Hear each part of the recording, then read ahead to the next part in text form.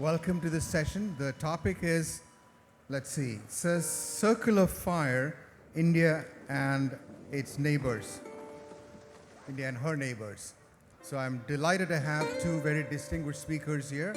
As you know, in alphabetical order, Ambassador Srinivasan has had a very distinguished career as a diplomat. He has in fact been posted in Bhutan and Myanmar and later in Japan.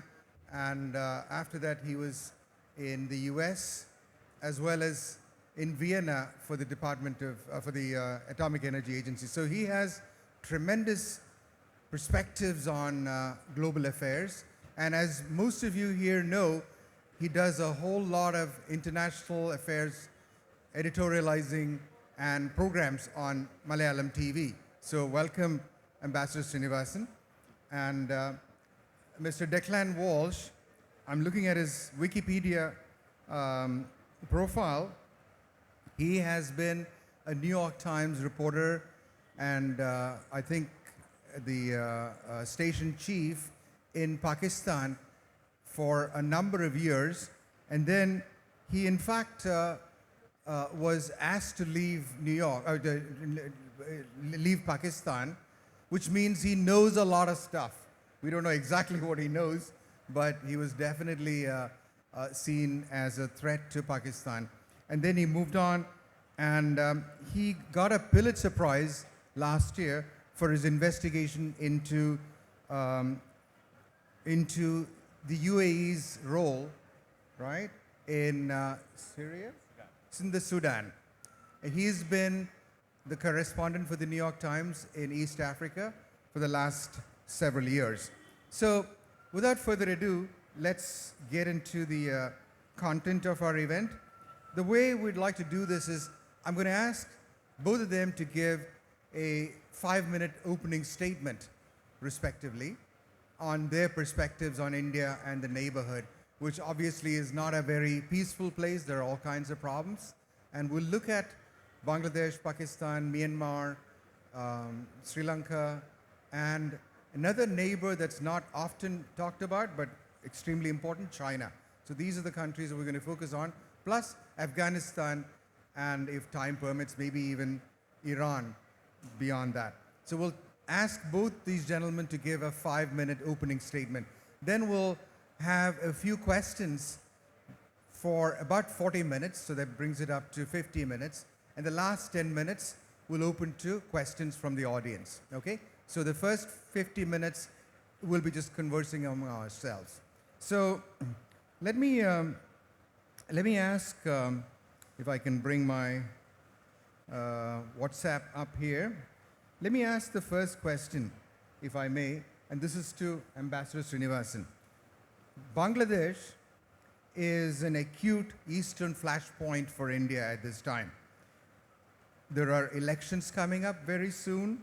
There is tremendous anti-India sentiment. There is a reversion, if you will, to pre-1971 kinds of background problems. Then there is a clear violation of minority rights. And one could even say that old ISI networks have been revived. So this is a big problem. What can India do? Even the chicken's neck and other territorial issues are in play right now. So Ambassador, I'm sorry, I screwed up, didn't I? I wanted to make you give your 5-minute opening statement, then I'll ask this question. Sorry. Well, thank you, Rajeev, for that very generous introduction. When I talk of India and her neighbors, I have a feeling that this topic has been chasing me for years. When I wrote my first competitive essay in college, it was India and her neighbors. Then when I went to the civil service examination, the essay I wrote was on India and her neighbors. Then, of course, India and her neighbors chased me all over the world, and now we are back again there. So that shows the complexity of this subject, which will never end. When Bangladesh was born, the most prophetic statement was made not by a geopolitical expert, but by Vaikom Muhammad Bashir. Can you believe it? He did not know geopolitics at all, but he said, now we have two enemies instead of one, he said. when we were celebrating Bangladesh's birth, Vaikom Muhammad Bashir had the vision to know that this will not last very long. It rings in my ears all the time. And that was a prophecy. It has been fulfilled in an unfortunate manner. I knew Muhammad Yunus in his UN days, and I had the pleasure of traveling with him to South Africa to celebrate Nelson Mandela's birthday. And I thought he was the most gentle, friendly economist and who had many ideas, and I never thought that he would be in politics ever, any time. But he was transformed when he got this opportunity to lead the country. There was this problem about his having problems with Sheikh Hasina, and he was in fact arrested at some point and so on. There was a certain amount of tension between them. But other than that, I felt very happy that he was chosen as the interim administrator. But the transformation was immediate because he saw his future in being close to Pakistan and China and not India. And that is what he has been doing all these months that he has been in charge. He completely transformed himself from a very able economist, friendly to us, and the Grameen Bank, you know how much he contributed to the work of the poor ladies in several countries and so on. So this shows that there was a certain automaticity about any Bangladeshi becoming anti-Indian in a particular context. Because this was demonstrated best when Sheikh Mujibur Rahman himself was killed. I have been to that house and you have to see how cruel it was for them to massacre the whole family. And Sheikh Hasina escaped because she was not in Bangladesh. So this was inevitable. The point I'm saying is that even though we shed our blood for Bangladesh, when Bangladesh diplomats in the UN used to talk about their liberation struggle, they never acknowledged India's role. And they would tell me privately, it is better that we don't speak about your role because it was a national liberation movement. I said, I'm not bothered about that. But one could see the reluctance to accept that we were responsible for the liberation of Bangladesh. And so for me, who was in the service at the time, 1971, we were nursing very many Pakistani diplomats who turned into Bangladeshi diplomats, physically helping them, setting up their homes in Moscow and several others. So we had presumed and Mrs. Gandhi perhaps had this in her mind, that if we deal with one Pakistan instead of two, that will be convenient for us. But it has turned out that now we are facing in Bangladesh a crisis worse than what we have been facing in Pakistan. So that is the most unfortunate part of it. How it will end, we do not know.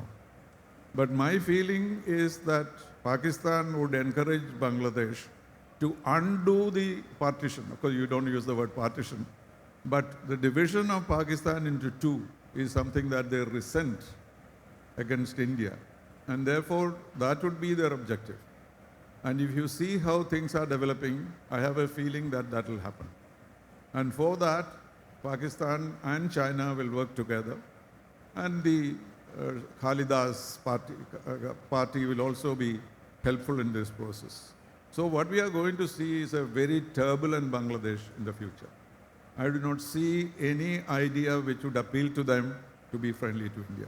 So by creating Bangladesh, we have really contributed to the turbulence in the region rather than settling it in a peaceful manner. Rajeev? Thank you, Ambassador. Thank you for that that avalokanam of Bangladesh. If I may, let me turn to Declan and ask him about Pakistan, where he spent a number of years. So my question is, Pakistan...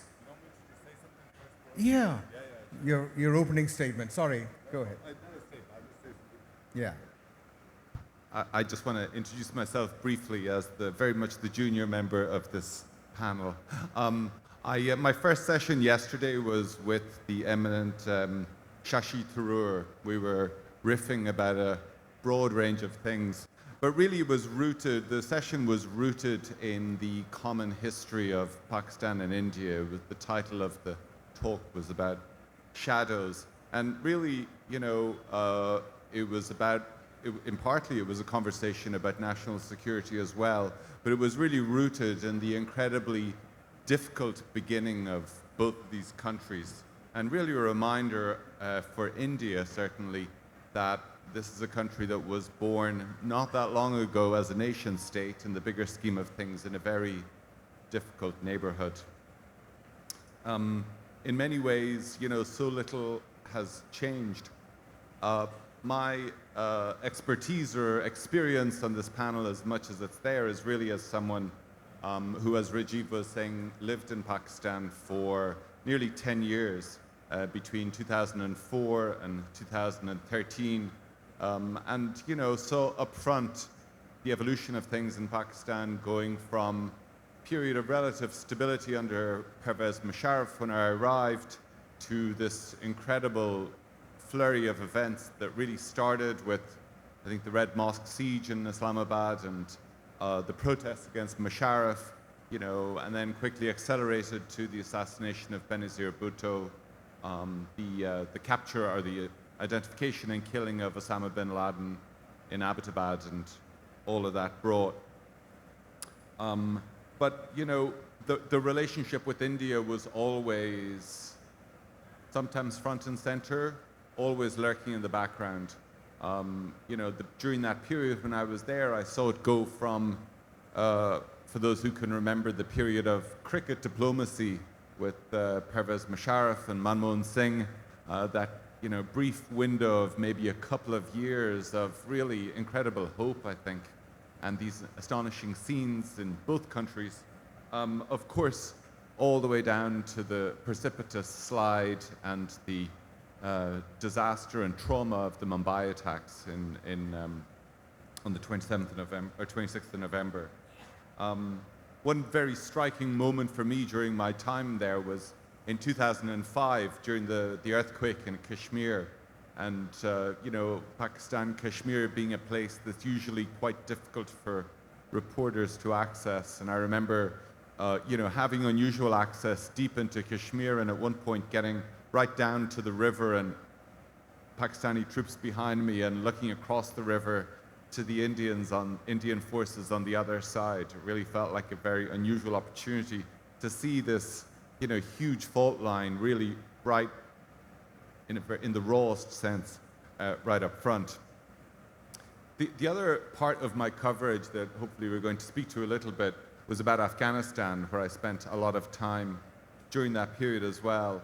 And the only observation I'll offer right now as regards India is that while I was covering Afghanistan, there was a very strong assumption from certainly a lot of Western officials, or some Western officials and analysts, and I think perhaps here as well, about the nature of the relationship between the Pakistani security services and the Afghan Taliban, which was at that time very much seen as a sort of puppet of the ISI. And I hope that we're going to talk a little bit here as well about how that relationship has changed so dramatically in the last number of years as well. Perhaps challenges some of our previous assumptions and offers lessons about how difficult it is sometimes to understand the true nature of these security relationships. And then the last thing I'd just quickly say is that we're talking here about India, and I think it's immediate neighbors, but it's kind of hard at this point to have that conversation without looking at the broader world. I was so struck by the speech that the Canadian Prime Minister Mark Carney gave at Davos last week. I think already Ambassador will opine on this, but may well go down to be a landmark speech. It's always early to say, but really, probably the first world leader who, without mentioning the President of the United States, really spoke up against him, called a spade as he saw it, about what just 1 year of Donald Trump's second term has done to the global order, if that's not overstating it. And particularly in his use of the term middle powers. I'm currently based in Africa. I cover sub-Saharan Africa. A lot of the work that I've been doing, as Rajeev mentioned, has focused on the rise of middle powers and their role in Africa. Gulf countries, countries like Turkey, to a certain degree even India in a very different way.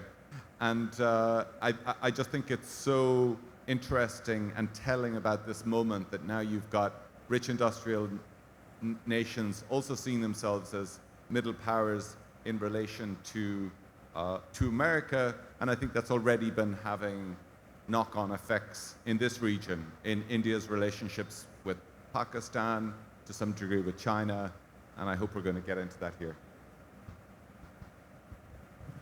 Thank you, Declan. So let me go back to the initial questions that I had wanted to bring up to you regarding Pakistan. And maybe we'll add something about Afghanistan as well. Sure.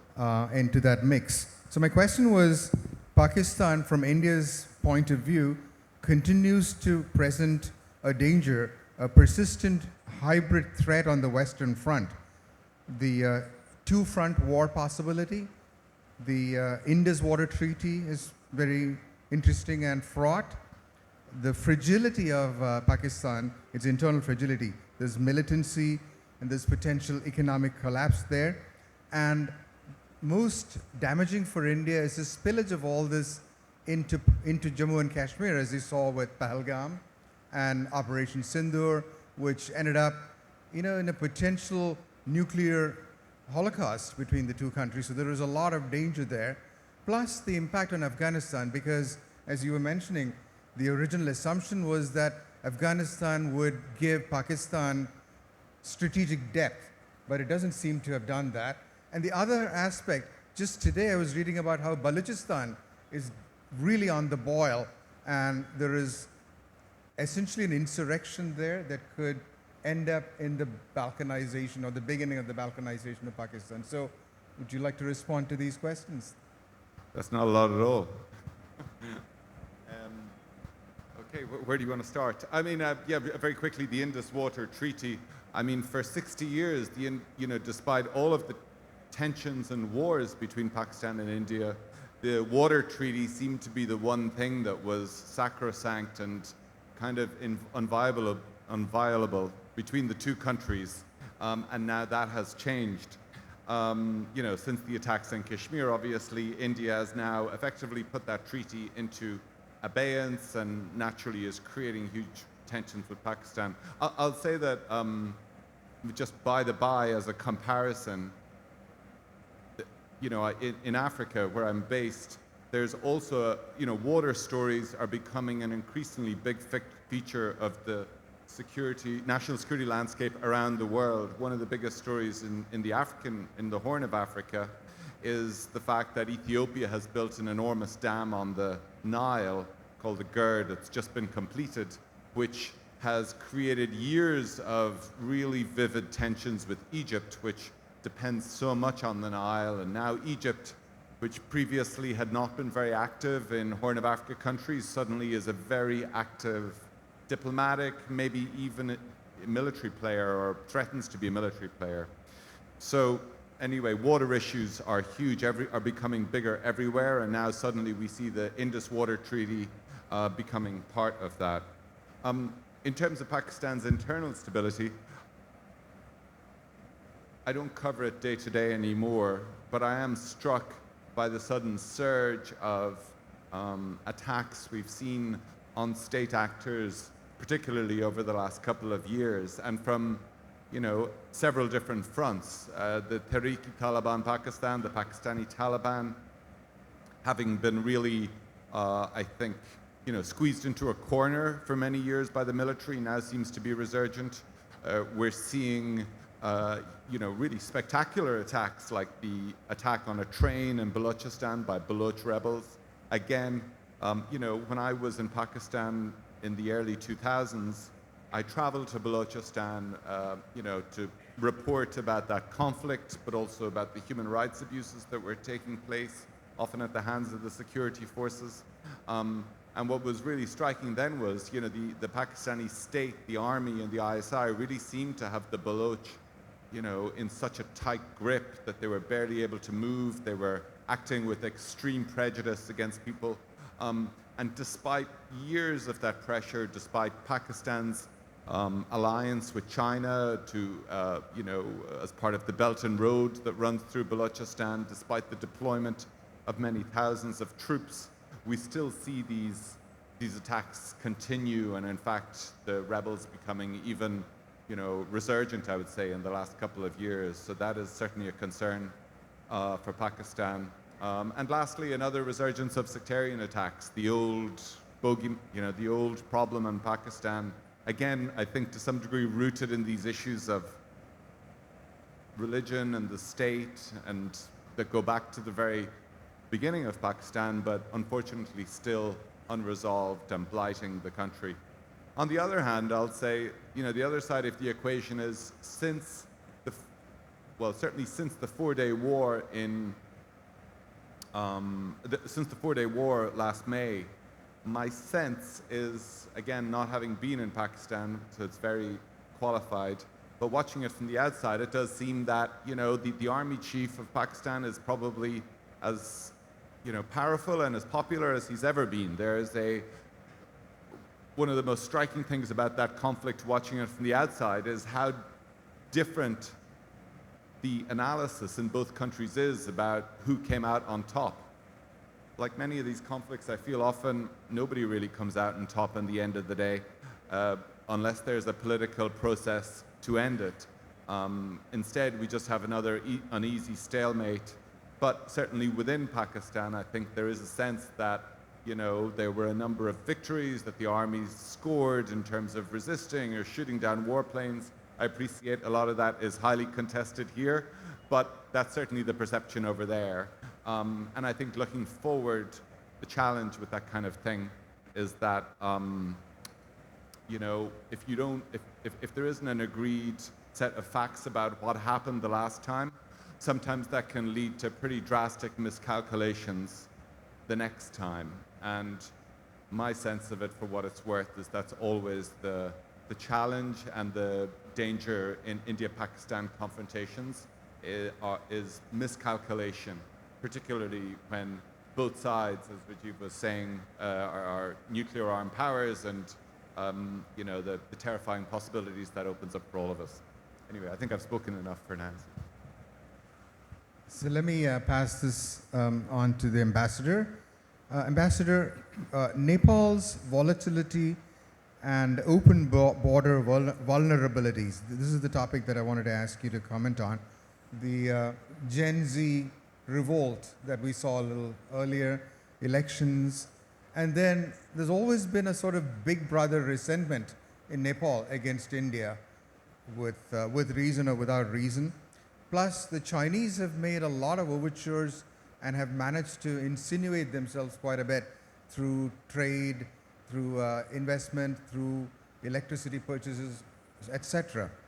And Nepal is also acting as a conduit for a lot of infiltration into India by inimical forces. So there's a whole bunch of things. Even though Nepal has been seen by India consistently as an ally, a fellow democracy, maybe even a fellow civilizational partner, etc. But things are now looking a little bit grim. What is your analysis and prognosis there, and what can India do actually to improve things? Rajeev, if you permit me, let me make one or two comments on Pakistan. The first thing to remember is Pakistan is a much smaller country and much weaker country.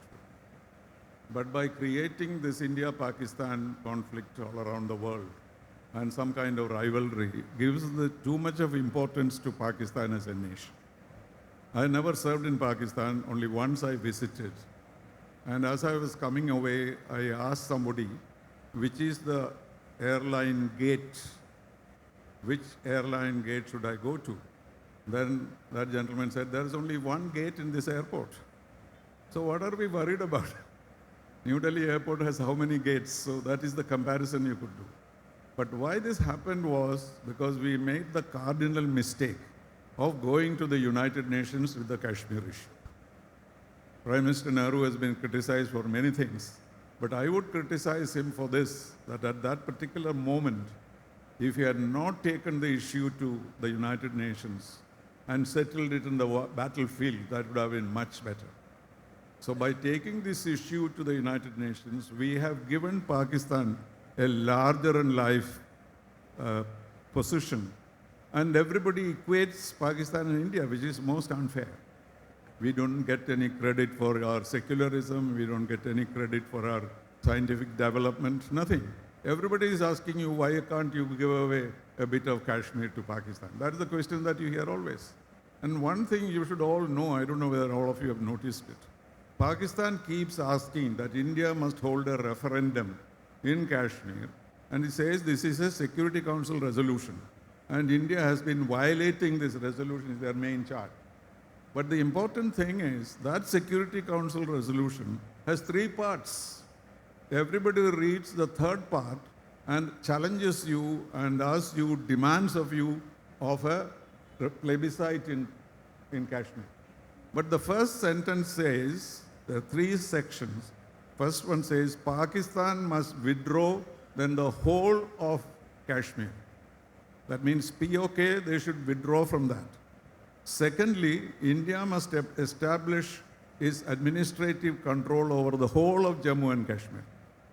Then hold a referendum. So most diplomats will ask us, Pakistan is a poor little country. Why are you so tough? Why don't you give them a little bit of Kashmir? Or why don't you hold a referendum? Did you know that this was the condition? We must keep on saying, hold a referendum. We will do it, provided you fulfill the first 2 conditions.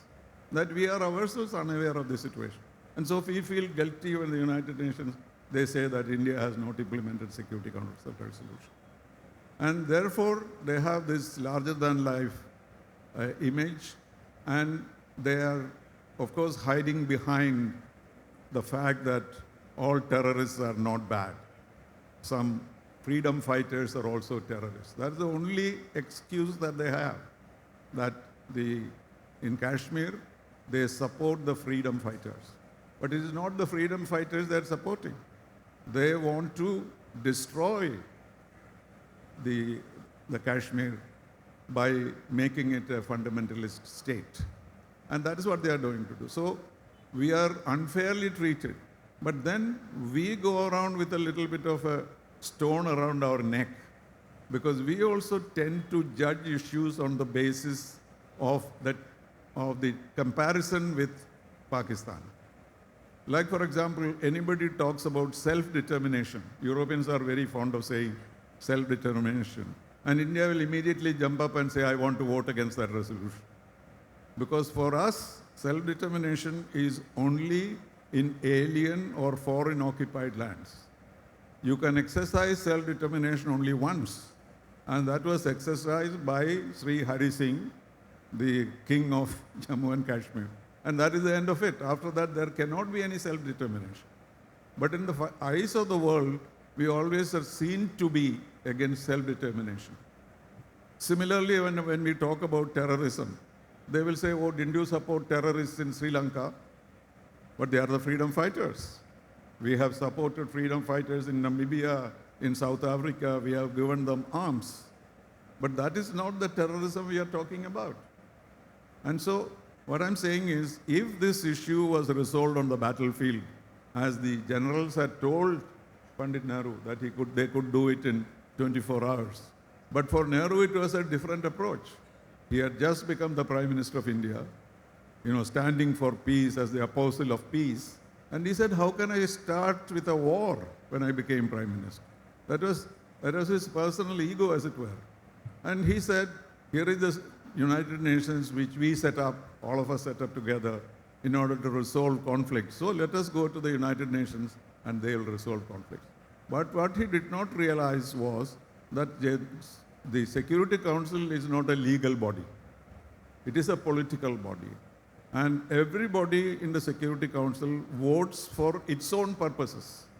They are not bothered as to India is right or Pakistan is right. What they are saying is that this must end it somehow, and therefore we must have peace. So this is really the problem, nothing else. And therefore we are caught in this anti-terrorist thing. We do not want it to be internationalized, but every time Pakistan attacks India, their purpose is to internationalize the issue. And we must also remember, if you look by the UN record, Pakistan has a case because we have recognized Jammu and Kashmir as a disputed territory. The UN map shows Jammu and Kashmir as a disputed territory which we have signed up. So when they say that it's a disputed territory, we cannot at the same time say it is an integral part of India. This is the contradiction. Only Khrushchev in 1955 went to Kashmir and said, this is an integral part of India. He was making a big change. And that was the basis of Indo-Soviet cooperation in the future. So this is the history of Pakistan. Or whatever else may happen, they will never agree to a solution. One day a very major Arab ambassador was speaking to me. He took me aside, gave me a nice cup of coffee and said, Ambassador, I want to ask you one question. You are a huge country.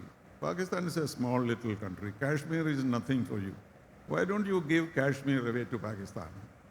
So I said, agreed, Mr. Ambassador. No problem, I'll give it. He was astonished, he was shocked. I said, what are you saying?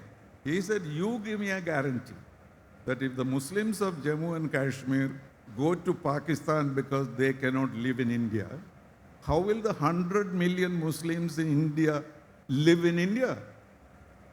Will you protect them?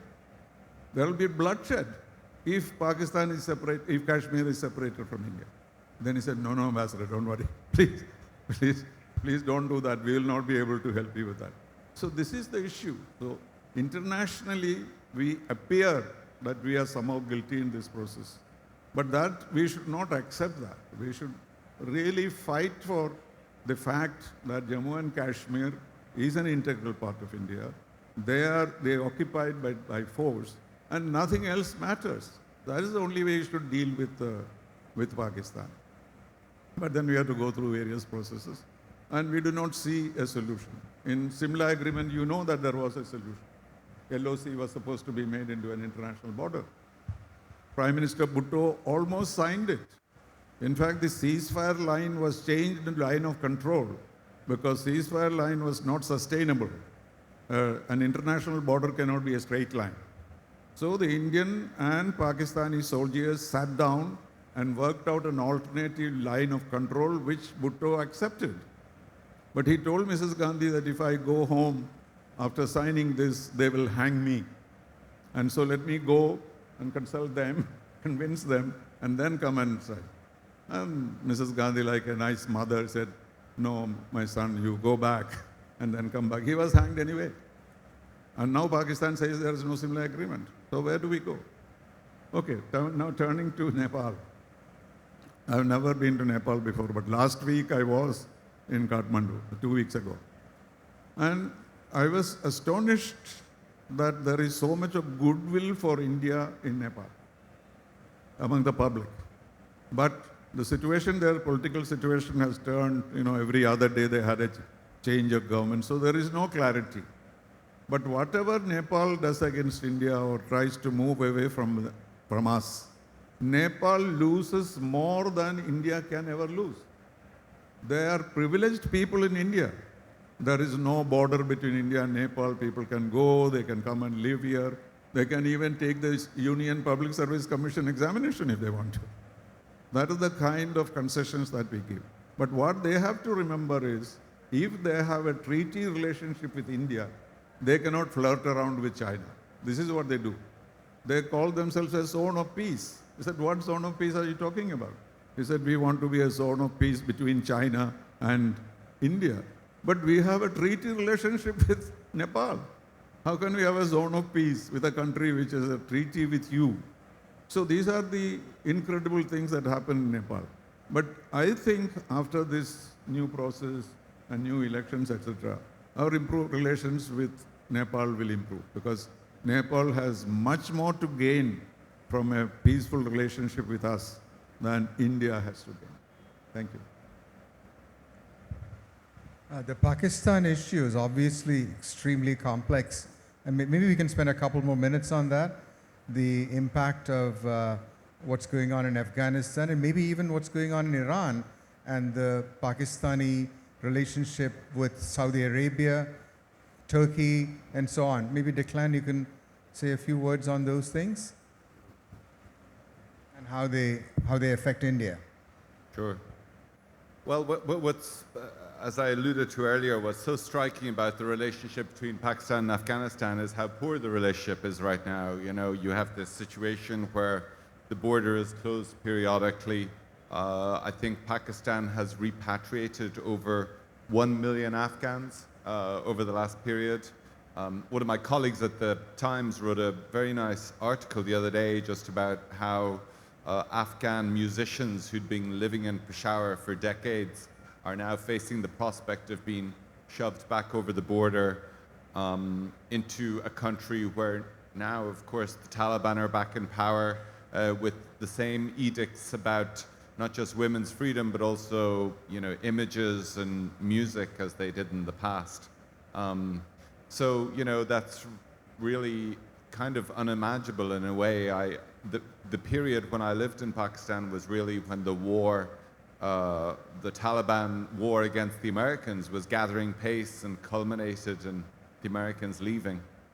And at that time, Pakistan was really seen as, you know, the puppet master over the Afghan Taliban. I think what we've seen over the last number of years is that the Afghan Taliban has proven that they are, you know, they are a much more, they were certainly assisted by the Pakistanis or influenced by them, but clearly not completely controlled. And when push has come to shove, the Afghan Taliban have asserted themselves as a much more nationalist force. They have aligned themselves with other Taliban groups, particularly the Pakistani Taliban, Tehrik-i-Taliban Pakistan, across the border, which is now starting to carry out attacks on Islamabad. So that's really an extremely, you know, striking development on that front. Otherwise, Iran, I was in Iran last summer, about 6 weeks after the Americans and the Israelis bombed the country.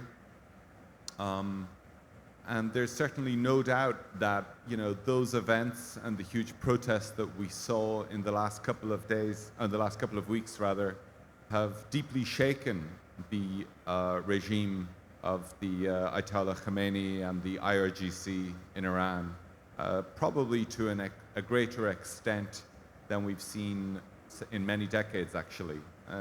You know, there have been periodic protest movements in Iran since about 2009, but information's hard to get, but as far as we know, probably several thousand people were killed by the security forces between the end of December and the middle of January. The internet was cut off, but the reports seem to suggest that that's far greater bloodshed than we've ever seen before. And this appears to be a very weak moment. At the same time, we have, for the regime, at the same time, American warships are massing in the Arabian Sea, potentially ready to carry out strikes, and you have an American president who has spoken up the idea of attacking Iran so much. It's hard to know whether he'll deliver on that threat or not, but he's certainly made it. So I think it's a highly unstable time in Iran, and you know, Iran is a very different proposition for the United States than, for instance, affecting regime change or change at the top as they did in Venezuela. It's not Venezuela. And I think that's, for the saner heads in the US, I think that's what's giving them pause, because they realize that, you know, the US and Israel may well have the capability to take out the Ayatollah tomorrow if they wanted to, as they've claimed. But as you would think, as the US hopefully has learned since their last adventure in Iraq, the question is what comes the day after, or the month after, or the year after? What replaces it? And there's very little, I don't see a lot of sign that the current administration has quite figured out what the answer to that might be. So it's another wild card in a region that's already, you know, full of uncertainty and unpredictability. Thank you. Now I'm going to ask a long question of the ambassador. It's Sri Lanka and the Maldives, which are relatively quiet now. But then there's Myanmar. They have a civil war going on there, and the impact of that on northeastern India, Manipur in particular, and Arunachal. and there is a lot of refugee spillover, as well as religious and ethnic issues. The Kukis, the Chins, and the Rohingyas, and all these are causing problems for India. What is your opinion on that, and what can India do? The last point there is rare earths. People have suddenly discovered that Myanmar has rare earths. So if you could just cover all these three, Sri Lanka, Maldives, and Myanmar, that would be good. Thank you. Well, these are the days of rare earths. Only make sure that Trump doesn't get hold of it. Because his whole policy is to somehow get the rare earths from everybody. I spent a couple of years in Myanmar at the time of General Nevin, after the revolution of 1962. General Nevin had an isolationist policy. And he used to say, I will not deal with superpowers. I shall not deal with neighbors. I'll deal with everybody else. So we are let off. As neighbors, he had no interest in cultivating us. He said, neighbors are always troublesome. And of course, the great powers we won't do. So who are the people whom he liked? Japan, South Korea, Australia, etc., who are willing to give him money without asking any questions, without any borders to deal with. So I would have said that my 2 years in Myanmar was the happiest because I started playing golf because there was nothing else to do. They will not give you a meeting because if they give a meeting to me, he will have to report it in 3 copies to the General Levin himself. So if you ask any diplomat, however junior or senior, they say, oh, I have no time at all, we'll fix a time later. Because there are no issues to be discussed, number one. And then we focused on golf. Because on the golf course, when they talk to you, they don't have to report. So you'll say, I have no time for meeting, but I say, how about golf tomorrow afternoon? He's ready to come. So this was a happy situation. So what were we doing in Myanmar? There was very little to do. There were no issues to be discussed. There are many, many issues remaining from the time when they threw out 1 million Indians from Myanmar, from Burma. And so many issues to be discussed on the property issues, the gold that is left behind in my own cupboard in the ambassador's room, left behind by people who have disappeared. We don't know what to do with that gold. So these are all issues you have to discuss with them, but they have no time, but they have time only for golf. So I would say Burma or Myanmar was the best neighbor we had. So then we were looking for opportunities to make some gestures to them. What do you do to get friendly with the Burmese? Then we were told if you buy some rice from Burma, they'll be very happy. So I made this offer to the Burmese government that we are willing to buy rice. Then we started negotiations, prices, everything. They are very, very, very comfortable. And the other experience I can share with Myanmar is that when Mrs. Gandhi was assassinated, I was in Burma, and I was out not in the capital. So I rushed back to Yangon. At that time it was Rangoon. And I wanted to know what President Nevin was going to do, in terms of, is he going to Delhi? Is he somewhere here? Can I contact his protocol? Nothing. They said, we don't know where General Nevin is. No way, no communication, nothing. Delhi kept asking me, is he coming? We would like to know. I said, you know it better than I do. And then a report came that General Nevin actually reached Delhi. A report came on Indian Tech. I was shocked out of my wits. How could he have reached there without telling us? But it was not true, somebody else. And after all that was over, I got a message saying that I would like to go to Delhi now. The funeral was over and everything was over, but I'd like to go and talk to Rajiv Gandhi. So I came with him to Delhi. And the happiest kind of conversation between Rajiv Gandhi and him. So he told Rajiv Gandhi, you are like my nephew. I accept you as my nephew. I know your grandfather, I know your mother, everybody else. So this is a time of stress for you. What is it that we can do for India-Burma relations? So Rajiv Gandhi turned to me and said, tell him something that we can do. Then I hit upon the rice purchase. And he was very happy. Oh, you are buying a rice from us? And then I came back to Delhi because they agreed that will be a new relationship and beautiful and so on. So I came back and everybody wanted to know what did Nevin do in Delhi. So I told them that we had deep discussions between the Prime Minister and him, and we are going to have a new chapter, pray, this, that, and the other. And there was no follow-up. I tried to follow it up. Nobody knew anything that was said between the two of them. So I mean to say that they give us the least trouble. But we had many interests, particularly because of the insurgency. Of course, we are not particularly friendly to any of these insurgency group. They never bothered about diplomats. So we had no access to them, and we did not know what they were up to. But as long as it did not spread into India, and we were able to contain it on our border, we couldn't care less also. So there was no great issue between us. And I became a better golfer than ever before, thanks to my Burmese posting. That is the story of Burma. As far as Sri Lanka and the Maldives are concerned, they are simply exploiting the situation that both China and India are interested in there. That's all. So every new prime minister or president or whoever is called, immediately they will make approaches to China and India and make their demands. And if China does better than India, then they go after them.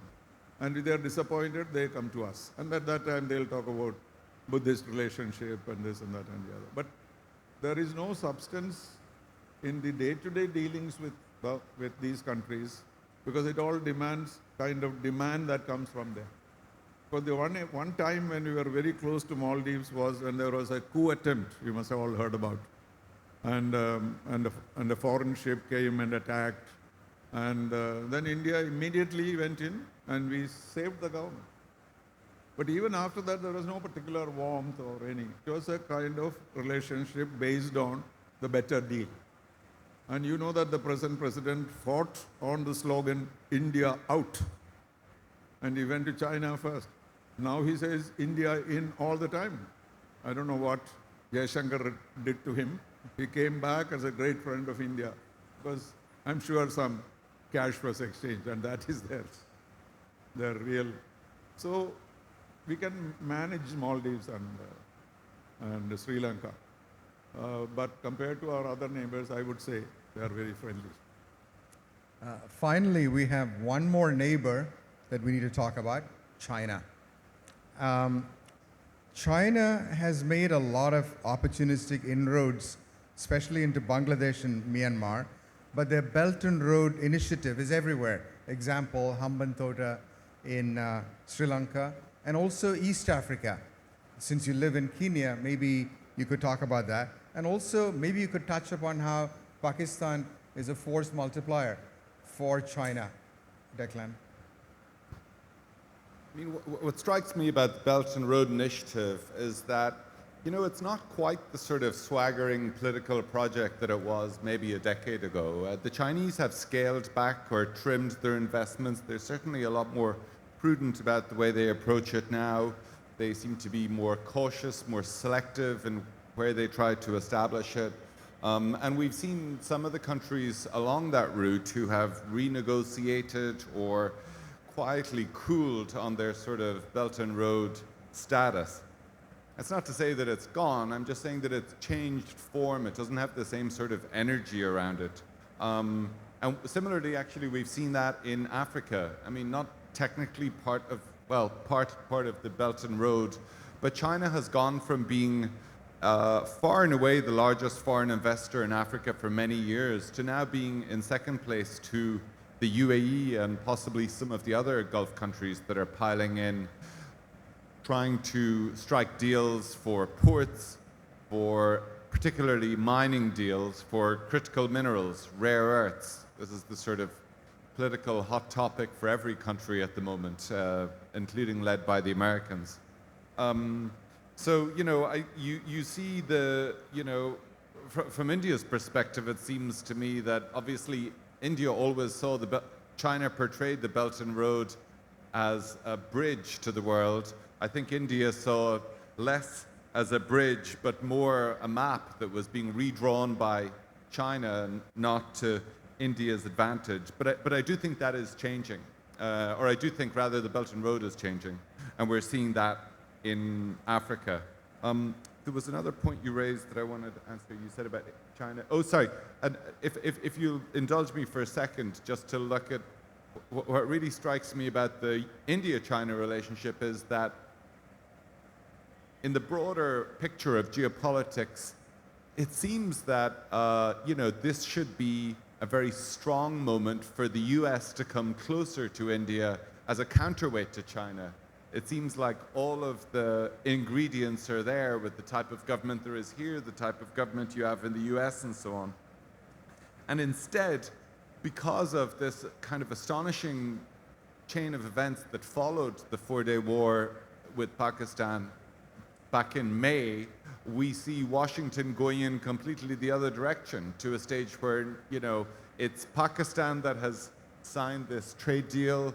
It's Pakistan that's offering strategic minerals to the Americans. And India is, has been imposed with this 50% tariff by the Americans. Pakistan is the country that is close to China, obviously certainly no comparison with India, and somehow that has that relationship has not stopped Pakistan from the Pakistani army chief from going to Washington and sitting in the White House and appointing himself as a field marshal over the last 6 months. So I'm not sure that I have an answer to that. I just think it's one of the more interesting aspects of these relationships, and I think probably a consequence of this extremely volatile, what I mentioned at the beginning, bigger picture in the world, of course driven by the leadership in the US, which is, tearing up the rule book and forcing many other countries into positions that they wouldn't classically have been in even 3 or 4 years ago. Ambassador, can I request you to speak for just 1 minute on China? Because we want to have them ask some questions. Only 1 Maybe minute. 2 minutes. Okay. In 1962, after the conflict, they just withdrew, you know that.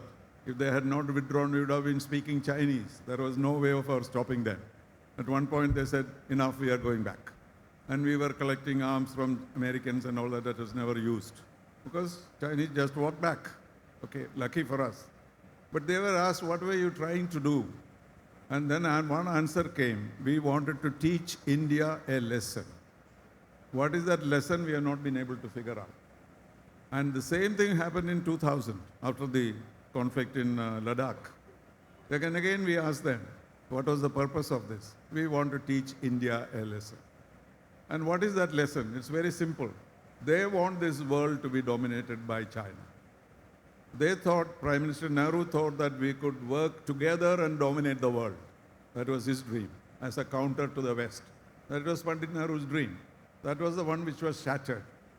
So what they are telling you is that China will rule the world. As you know, the word China itself means center of the world, Chu Goku. And therefore, everybody else should be below them. And since India was advancing so fast, and they couldn't catch up with at that time, this is the lesson they wanted us to learn. And we are not willing to learn that lesson. Thank you, Ambassador, and thank you, Declan. We've got space for 4 questions. Let me call upon the gentleman there in red. Please, you. Good evening. Could you please tell us where we are heading for in regard to relations with Turkey, now that the relation has become a little sore, and even the tourism has come to a stage of frozen state. Where are we heading for? Well, Turkey, as you know, has a treaty relationship with Pakistan. This was established a long time ago. So they are not in our, sphere of influence. Of course, we are culturally very great linkages. But Pakistan, Turkey, Iran, there was a group set up some years ago. And that is how we are looking at them. They are not with us, but it's an important country and we have good relationships with them. But in the puzzle of our neighborhood, Turkey will never be helpful to us. They are committed to Pakistan and also to Iran because of the religious linkages. I've never served there, I traveled there, but I don't think Turkey can be counted either as a friend or an enemy. I'm told there's room for only one more question. So let me take it from the lady in red. Good morning, sir. My question is to TP Srinivasan, sir. On the basis of the India-China relations, a part of the concise border agreement, like the India-China trade relations, which is a great imbalancing era for us. Like we have a $70 billion trade, but 60 billion trade has been selling to India, and China is no longer interested in Indian products anymore. It's not about the Chinese currency, but the raw materials, the coal, which is not manufactured in China anymore from India. And China is treating India like a selling as a pharmaceuticals. Like there are lots of non-tariff barriers in which it makes India impossible to break into the China market. So there is a lot of trade imbalances, we can say, between India and China. So how is it possible to improve the trade relations, sir? Well, they buy nothing from us. So there is no way of balancing the trade with China. In trade matters relating to international trade matters, we cooperate very closely together. Two issues on which China works together with India and the United Nations. One is trade and the other is environment. On no other issue can we deal with them. And on the trade, they say, we are willing to buy, but we have nothing to buy from you. That is the position that they take. How can you dispute that if they do not want that? So pharmaceuticals, for example, 70% of our pharmaceuticals come from China. And so we are dependent on the Chinese market for certain products. So while we argue for a balanced trade with China, we know the reality. And therefore, our traders get great benefits from buying, say, air conditioners from the roadside in China and bring it and selling it here. They benefit a lot. The prices are low. So a trade balance between India and China is not thinkable at this point. We should concentrate on what we need, and we concentrate on what we can sell to them. Thank you. So I'm afraid we have run out of time, so we'll stop now. So thank you very much, Ambassador Srinivasan and Mr. Walsh, for your time here. Please give them a round of applause.